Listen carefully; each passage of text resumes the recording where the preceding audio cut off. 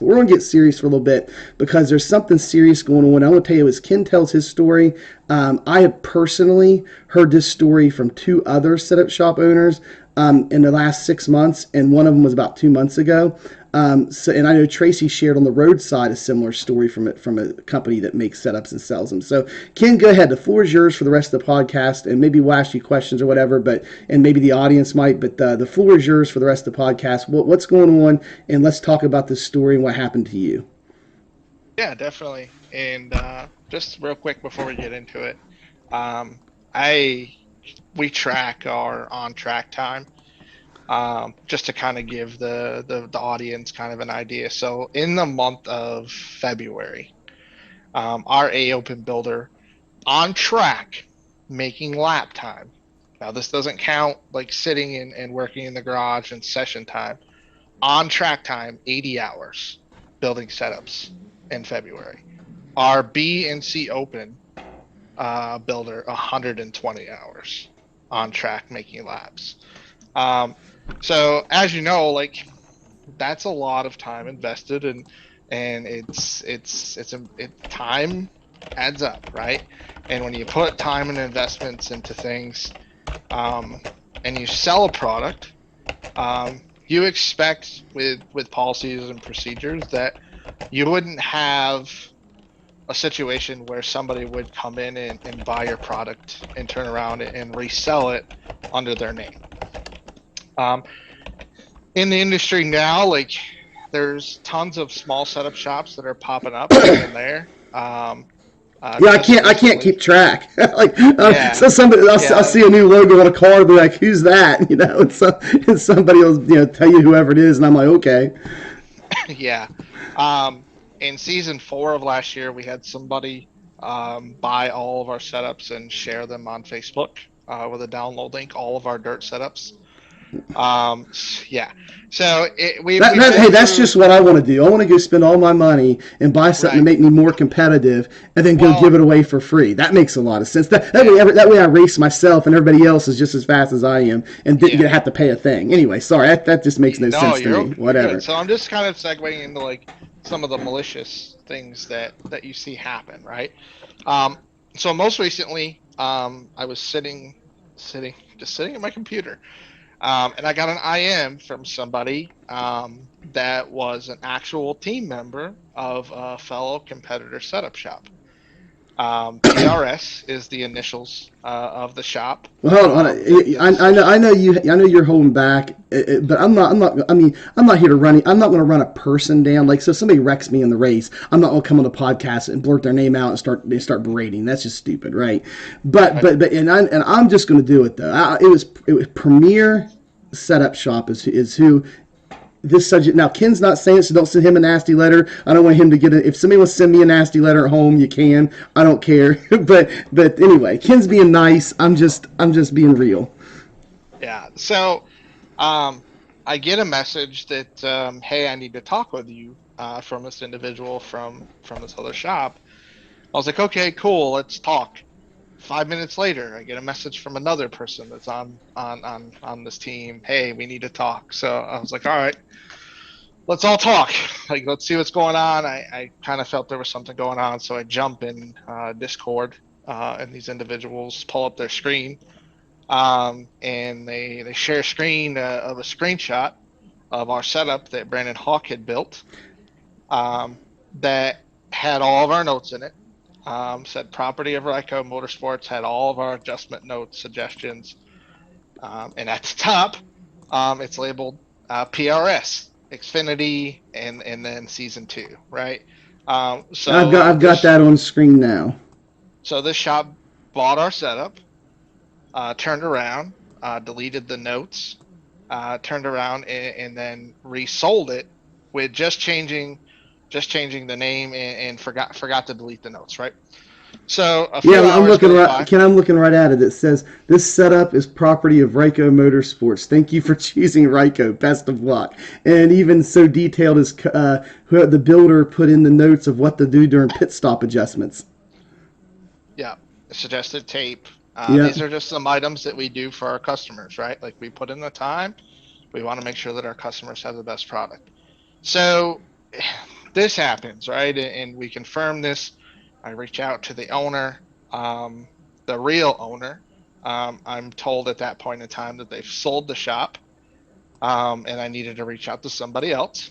So I said, okay, I'll do that. In the meantime, the person that actually facilitated their website, ran their social media pages, reached out to me and said, I quit Premiere. Um, I was involved in this.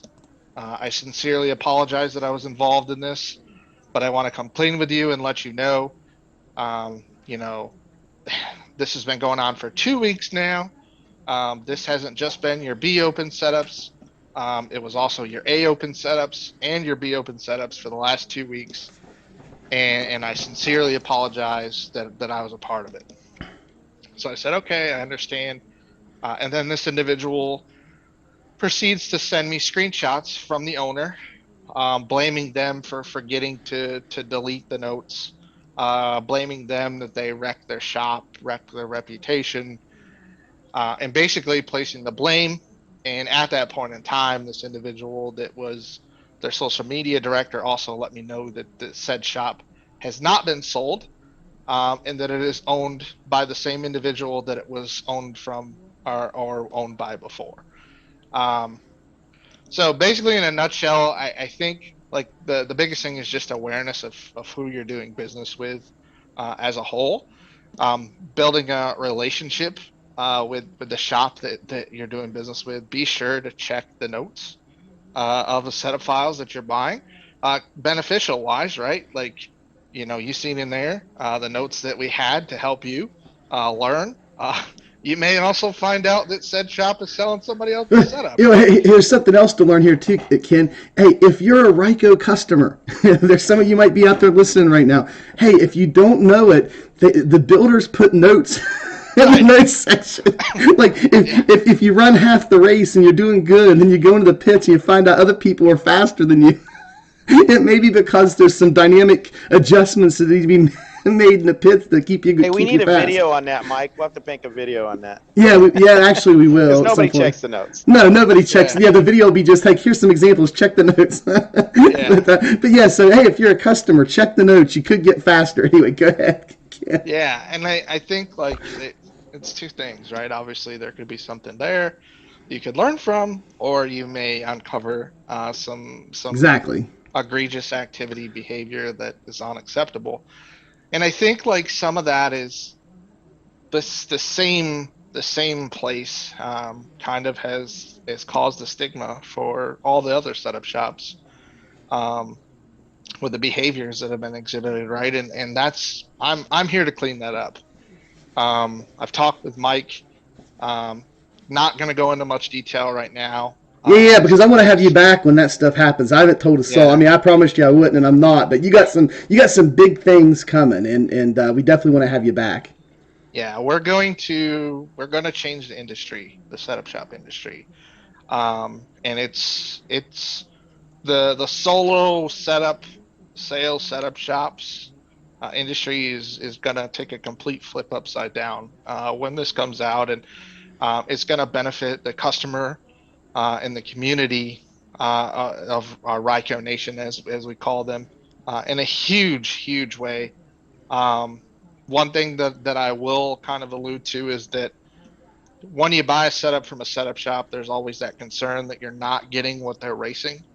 um, we have effectively 110% found a way to eliminate that concern and allow our customers to validate that our drivers are running exactly what we've sold.